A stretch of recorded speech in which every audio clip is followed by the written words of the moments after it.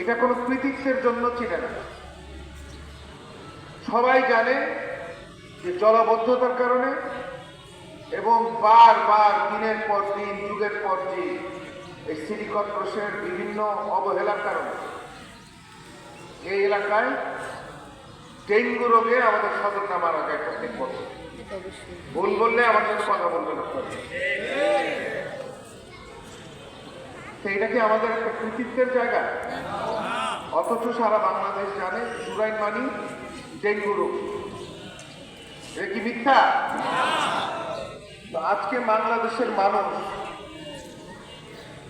এই এলাকা সম্বন্ধে একটা বাজে ধারণা পোষণ করে, কিন্তু আমাদের এলাকার জন্য কোনো গর্বের বিষয়।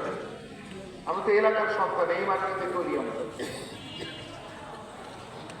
জলাবদ্ধতা এই এলাকার একটি অভিশাপ আমাদের হাত থেকে বসে, এবং আমরা বিগত বছরগুলিতে দেখেছি হাজার হাজার কোটি টাকা বরাদ্দের নামে তারা কোথায় লুটপাট করেছে একমাত্র আল্লাহ রাব্বুল আলামিন জানেন।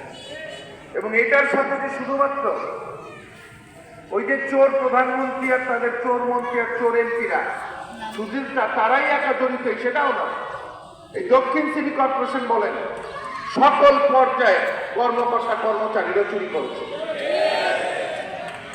এই এলাকায় এমন কোন রাস্তাঘাট নাই, আপনি অলিতে গলিতে দেখবেন সব কাঁচা রাস্তা এবং ট্রেন নাই। এই শুষ্ক মৌসুমেও এই অস্ত্র ঢাকা চারের মধ্যে এই এলাকার অলি গলিতে আপনার দুপুর হলে পানি জমে যায়,